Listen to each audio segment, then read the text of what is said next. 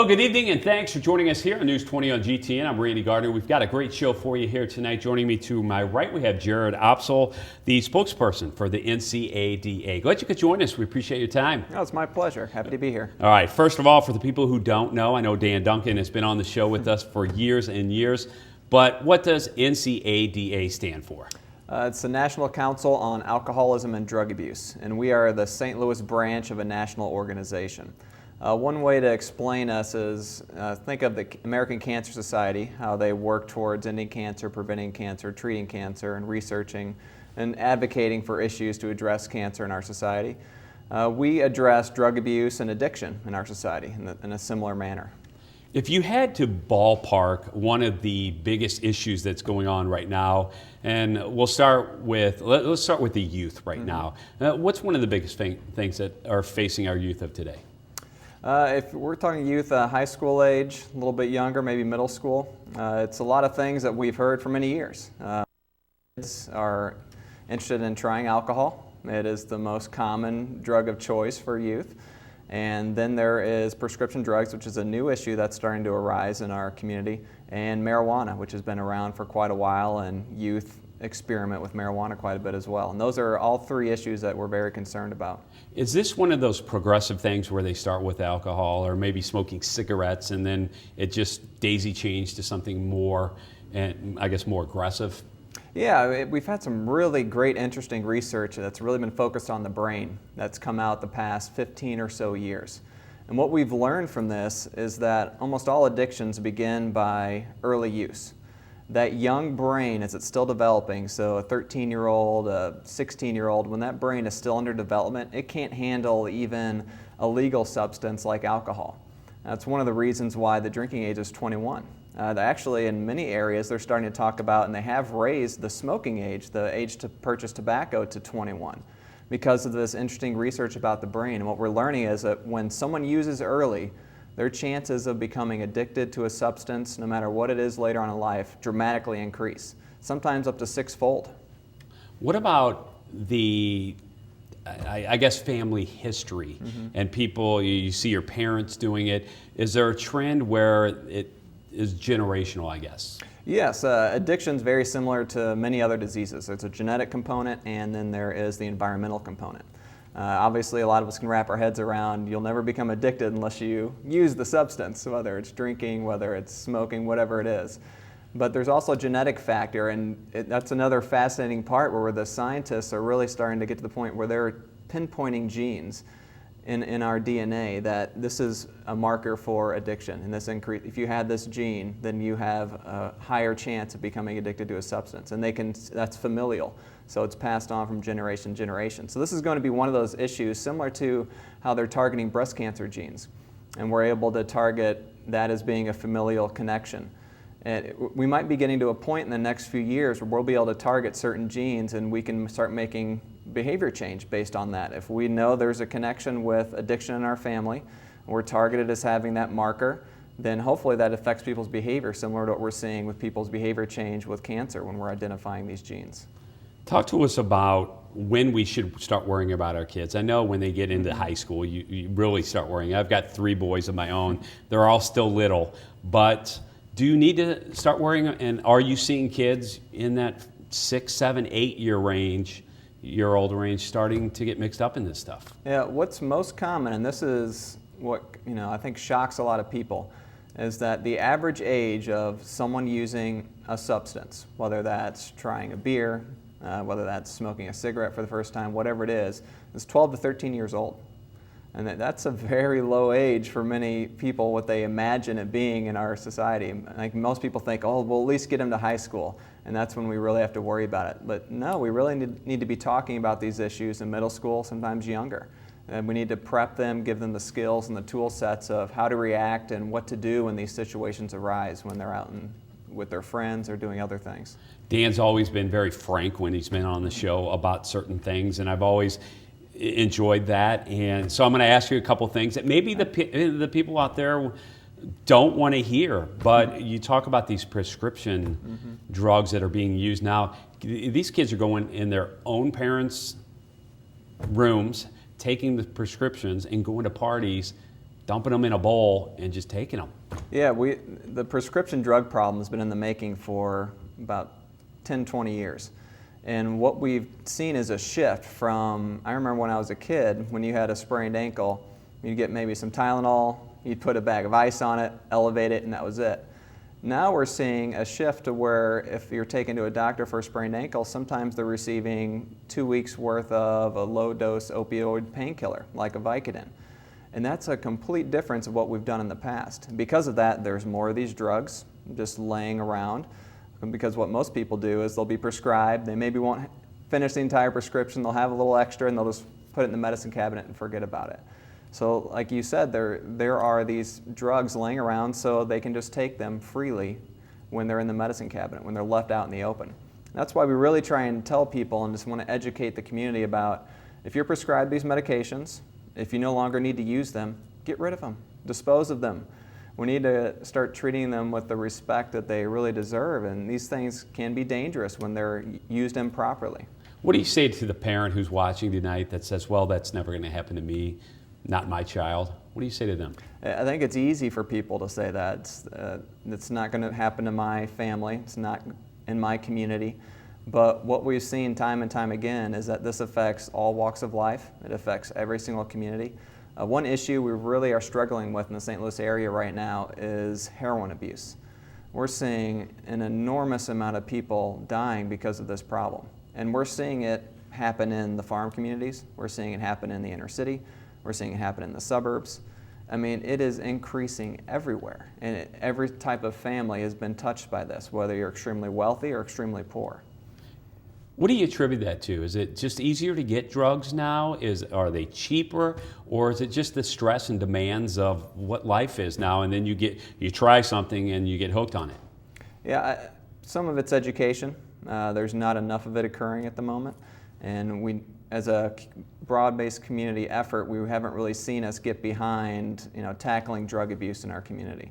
And I don't think we're really going to see major changes in use and behavior until, as an entire community, we really start pushing on these issues and start getting behind them.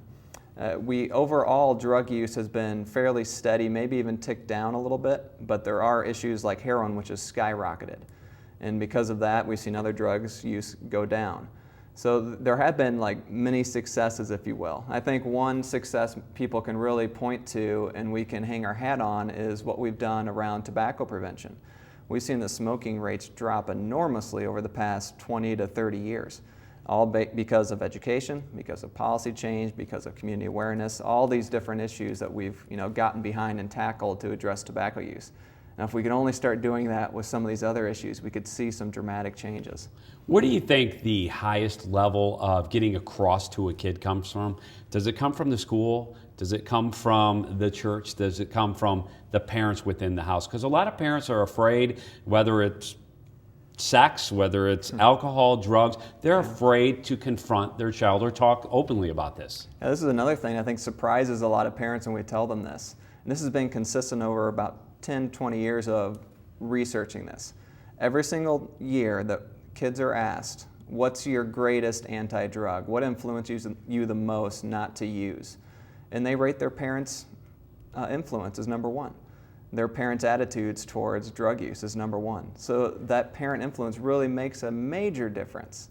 And that's why we always are pushing parents to have these conversations. What we like to say is don't have the talk, have multiple talks. Have a continuous open dialogue with your children about these issues. I can see your job being very rewarding on one side, but on the other side, it has to almost be sad to see individuals who have a life and then it's just flushed because of being addicted to something. Can you talk a little bit about that? Yeah, it can be draining, but like you said, it can also be extremely rewarding. In my position, I see both ends of that. About a month ago, I helped with a program we put on called Teen Institute. It's a leadership retreat for local teens in the St. Louis area. And I saw transformations of kids coming out of their shell, kids really becoming leaders when they showed up, and you never would have thought that they would have been the one leading this group and doing some amazing things. And they report back what an influence it's been on them. We've had people from this program that have graduated, gone on to work in the governor's office, gone on to run police forces, do major things in our community. And that's, obviously a great positive. On the other side, just a couple days ago, I received a message through our Facebook page of someone talking about how they just lost their son. And they just were really, I don't want to say dumping, but they were just explaining their entire story and just how awful it was, and they don't know where to turn and what to do. And, obviously my heart just breaks and aches when I read something like that. And, what we try and do then, obviously, is reach out, and we want to connect them with some resources to help them through this awful time. What about peer pressure? You talked about those teens coming together. That seems like an extraordinary amount of pressure that kids put on each other, especially in this day and age. Yeah, I mean, that's always going to be there. It was there when I was a kid. I'm sure it was there when you were a kid. Peer pressure is always, around. And one thing I always try and explain, it's not necessarily overt. It's not necessarily someone saying, I think you should try this. You need to do this, and people ganging up on someone. It's more of a passive, you see your friends trying something, so you want to join the group. And that's a human reaction. We're social creatures. We want to be a part of a group. We don't want to be by ourselves. So when you're around a group that is partaking in something that isn't healthy, is a poor choice for them and their future, it can be difficult not to naturally just join in. And that's why we try and teach those skills of what do you do in these situations? Because we've all been faced with them. Adults are faced with them every day, and kids are faced with them every day. What do you do in these types of situations? And that's where the education component is really important to address this issue. Now, throughout the show, we've been putting up the website where they can go to find out more information. What would you say to somebody out there about picking the phone up and making that call? Because always that first call is the hardest. It can be, and don't be afraid. That's why we tell people we are there to answer questions. We are there to go a step further if someone wants to have an assessment conducted on their child or themselves or a loved one. And we offer nearly all of our services for free. So just give us a call. We have very nice people willing to listen and willing to talk and willing to offer information and help. We are available. Whether it's drugs or alcohol, what are some signs that parents can look for that maybe children are hiding from them, that they have no clue what's going on? Common things, this kind of goes across the board, change in friends. A sudden change in friends. You're no longer hanging out with someone you used to always hang out with. You're hanging out with a completely different group. Change in attitude and behavior. Suddenly reclusive, not wanting to do the activities maybe that person used to want to do. Those are very big signs. Slipping grades without a real reason or backing behind it. These should all be cues for a parent to try and intervene in what is going on, investigate further, and have conversations with their child of, is something going on? And if they see those cues and they don't know what that next step, they don't know how to bring up that conversation, again, give us a call. We are available to walk people and step by step through these sort of situations. We have professionals that know exactly what to tell and what to guide person to do. That was going to be my next question. How do you even initiate it? Because sometimes you can push your child even further away, or an adult or a loved one further away from you, push them further into it if you step up and confront them about it. Yeah, it can be difficult, and that's why we really encourage someone to seek that professional guidance if they do not feel comfortable making that, having that conversation with their loved one, because it can be, a very stressful situation, and you're worried about saying the wrong thing. You might say the wrong thing, and it can be a big weight on someone's shoulders. And that's why we encourage them, again, for free, give one of our counselors a call, and we can help guide you through that process. And we've talked a lot about children leading up to now, but in the realm of adults, this can break up marriages, break up families. You name it. The gamut is out there of what this can do and how it can devastate your life. What do you say as an adult to confront somebody with this? Because you're looking at things, like abuse, a multitude of different avenues. What we usually try and say is confront them with, how much you care about them, how concerned you are with what you're seeing, and how you think you're worried that this is going down a wrong path. You're worried that there are some issues arising here, but it's all about showing them that you care and letting them know where that's coming from. It's coming from love. It's not coming from, I think you should do things this way or that way. It's, I'm seeing some things here, and it makes me concerned. I want to make sure you're okay. Are you doing all right? Is there anything that you need help with? And sometimes it's a softer ask to begin with. And that's what we really encourage people, and we actually will do a whole program, we call it carefrontation. It's not a confrontation, it's a carefrontation, because you're coming them as a friend, as a loved one. You want to make sure they're going to be okay, and you want to offer them any help you can. What's been some of the feedback from individuals who have contacted you, went through a program or got help, assistance, and they're clean, they're sober now, and look back and say that was the best thing that I ever could have done? That's exactly what you said. We've seen people go from, to start at the beginning, they were employed, they had a house, they maybe had a loved one, a spouse, they had children, and they've seen all that disappear because of addiction. And they've become homeless, they've gone through a divorce, they've lost custody of their children.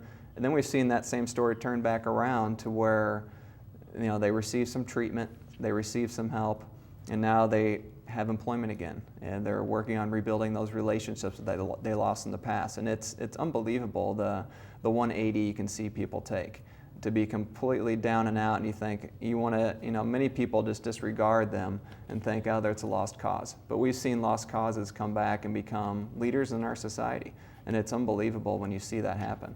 So to those people who say lost cause, how do you make them understand that a person just can't? Because a lot of people will say, well, why can't you just ...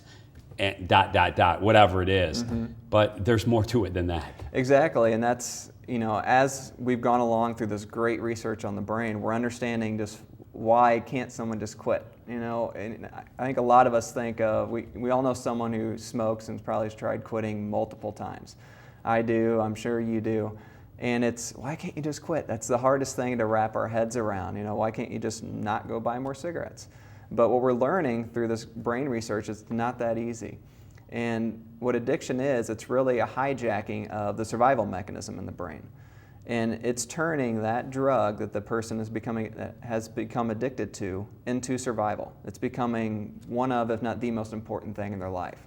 So if they're held without it, they stop using it, their body starts revolting, they have withdrawals, they have cravings, you need to get that. And that's where you get the decisions of people making, well, should I pay my rent or should I go buy some more dope? Should I go pick up my kids or should I go get high? And sometimes that decision is completely removed, and it's not an either or, it's I'm going to go get high, I'm going to go buy more drugs. And it's all in that brain mechanism, that survival mechanism that gets completely taken over, if you will. And it's interesting, I'm kind of a science nerd. When I'm looking at all this research and I'm seeing all this, you can actually see the physical changes in the brain. And it's unbelievable what we're learning now. But through that, it's, what's it mean? Okay, we know why that is. Because of that, now we're coming up with different medications to assist people and to find treatment and get, find recover and become better. We're finding, different therapies that can work, motivational interviewing and other different therapy techniques because of this research. And we're really at the tipping point of, a brand new area, a brand new way to treat addiction, and we're really going towards a great place. I was going to say, is this something that can be cured? Addiction can never be cured, similar to as diabetes can never be cured, but it can be managed. And that's why we say someone is never recovered, but they're in recovery. And they can lead, successful, great lives. They just can never use a mind-altering substance again. And that's, again, what we've learned through the brain research is that part of the brain, once it's damaged and rewired differently, it doesn't take much for that person to fall right back into addiction if they try using again. To the individual who might place a call to you who is going through this, it's not going to be an easy road. Quitting, giving it up, doing what you're doing, it's hard, but it's a choice that you as an individual have to make. Is that what you tell them? It is. They need those moments of clarity. And just about every person who becomes addicted has moments of clarity where I know I need help, but I'm just using because I'm becoming very sick if I'm not using, or I'm using because of different issues. And it's those moments where they're ready to need help. We need to get them that help. And that's a barrier right now. It's not that easy at the moment for someone to pick up the phone, say, I need help, I need to get into treatment, and get that person into treatment right away. Many times it can be 2, 4 weeks, sometimes longer, depending on their situation, to get into treatment. So imagine someone having, issues with their liver, needing treatment within a couple of days. Otherwise, they might get to an awful place where they might need a liver transplant or something like that. But they're told, well, you're going to have to wait a few weeks before we can get you to see a doctor and we can get you a bed and all the things you need. That's where we are right now with addiction, unfortunately.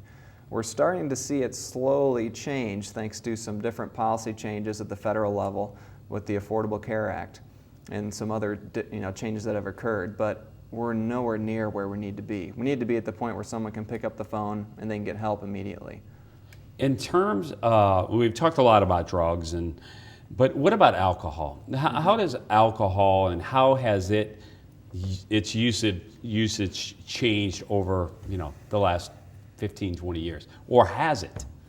Alcohol has been fairly consistent with its usage over the years. Actually, teen use has dropped a little bit. There's been some progress there with many different efforts focusing on teens using. But its usage has been pretty consistent. There's different shifts, more industry looking at it, people drinking more wine or beer or liquor, but its usage overall has been fairly consistent. And it's something that a lot of people don't think about when they think of drug use and drug abuse. They forget that alcohol is a drug. It just happens to be a legal one. And many people forget about the side effects and the downsides to overusing alcohol. And that's, we've seen many different drunk driving campaigns based around that. We've had, great success addressing that as a public health problem. And now we need to get to the point of, binge drinking is a huge issue with alcohol that we haven't fully addressed yet and got it through everyone's, minds and in their psyche of, the damages associated with binge drinking, on a regular basis. Many people think, well, you get really drunk, you have a hangover the next day, and then that's it, you're okay. But we're learning all the long-term side effects with that on top of the short-term issues that could occur when someone's binge drinking. Now, can you be a casual drinker? Oh, yeah, sure. I know that's a very crazy question, but as you talk about this addiction, how one thing leads into another, can a casual drinker slowly become an alcoholic? That's rare, unless that casual drinker starts when they're young. If someone doesn't touch a drop of alcohol until they're 21, and they're just a casual drinker, as you said, maybe a few drinks a week. That's all they have. Maybe they go out for dinner on Friday and Saturday, have a couple drinks each time. It would be very difficult for that person to end up developing an addiction if that's all they ended up having an issue with.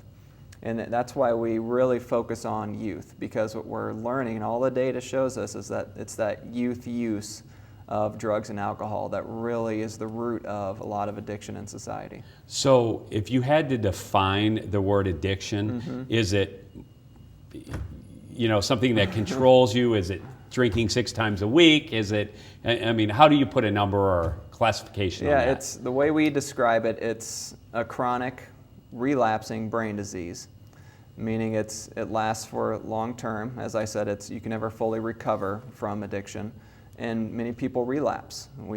Again, think of smoking. Many people will maybe quit for a year and they picked it back up and they quit again. It takes multiple tries, and that's what a relapse is. And then the other thing is it inhibits, people choose to use the drug despite harmful consequences. So they know what will happen if they use. Despite that, they decide to use anyway. Despite knowing the issues if we keep using smoking related to if they continue to smoke, it damages your heart, damages your lungs, does many terrible things to your health. Despite knowing that, they choose to use. Despite knowing someone who's addicted to heroin, despite knowing all the awful things, and despite knowing that they could overdose and die from that use right there, despite knowing that, they still choose to use. And that's how it's defined by medical professionals and by people in the educational field. We've got about 4 minutes left here. So I'm going to open the floor up to you to talk about what you think is the most important aspect to get across to everybody right now, kind of summing everything we talked about in terms of, I would almost angle it at the youth, because that's, as you mentioned, where it starts. Yeah, exactly. That's really been the major focus of our agency. Over the years, we've slowly shifted to really recognizing, because of the information we receive, that it's the youth. If we can, the more youth that we can prevent from using, the better off we're going to be as a society. So that's why our focus is there, and that's why we try and tell parents, try and tell community at large, we can't brush these issues under the rug. I think many parents want to think, it's just a rite of passage, or it's a normal thing for a child to go out and drink, for a child to experiment with marijuana. And we have to recognize the major negative health effects with doing that. And once we start recognizing that, we're hopefully going to see more behavior change of the parents not allowing that, and the parents, becoming that influence that we talked about earlier, the number one influence to prevent someone from using, or their child from using drugs. How important is it to be proactive rather than reactive? Because this seems to be almost one of those reactive things where you become reactive if you're not proactive. Yeah, proactive. That you definitely need to be proactive. If we're reactive, then there's already a problem. We want to prevent that problem, so we want to be in front of it. We want to stop it from ever occurring. So that's why we say start the conversations young. Start talking about this, have an open dialogue. Start telling them how important it is as a parent, to you, for them not to use, and how you think it'd be healthy and they're going to be a better person if they do not use. As we wrap things up here tonight, once again, let's walk through the website and the phone number and how they can find out any information that we talked about here tonight on the show. Yeah, if anyone's looking for help or more information, just call our phone number, 314-962-3456. And our website is ncada-stl.org. What about any big, I know I get your newsletter and there's always things, upcoming events, anything coming up over the summer here you'd like to promote? Yeah, we're very excited about Michael McDonald is coming to town and putting on a concert to benefit the agency and our work to prevent drug abuse among youth. And they can find out all the information on the website It's about right it. And there date on that? Yes, it's August 22nd. So it's right there on the front page of the website. They can buy tickets there and get more information. Sounds good. Jared, thanks so much. I really appreciate your time. Thank you. Once again, Jared Opsel from the NCADA here in St. Louis. You can go to ncada-stl.org, as you saw on the screen throughout the show, or call 314-962-3456. Thanks for joining us tonight. Thanks for being with us. We'll see you tomorrow night right here on News 20. Have a good evening.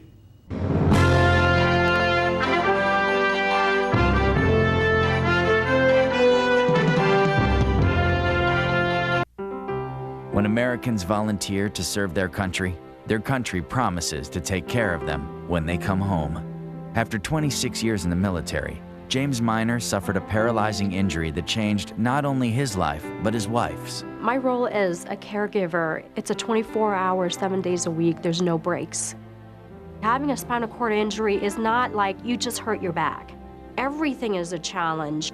Simple day-to-day living requires enormous assistance. Spinal cord injured veterans are dependent upon the VA for their health care and benefits. Getting them can be an overwhelming process. Paralyzed Veterans of America has been fighting for over 60 years to make sure our veterans get all the benefits they deserve. We know exactly what to do, exactly what the VA needs in order to grant a claim. They're committed not just to my husband as an individual, they're committed to our family. Help us help America's veterans. Visit pva.org. When Americans volunteer to serve their country promises to take care of them when they come home.